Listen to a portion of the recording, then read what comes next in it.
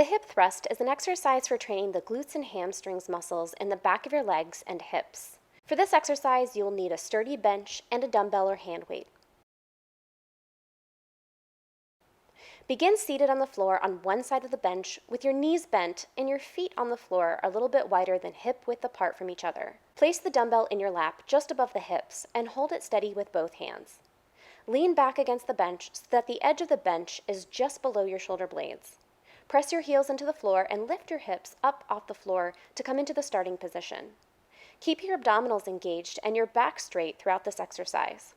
To begin the exercise, engage your glutes by squeezing your butt and press your heels into the ground to lift your hips up, and then return back to the starting position with your hips bent and hovering above the floor. One time lifting your hips up and back to the starting position is 1 repetition. Continue for the recommended number of repetitions in your training program.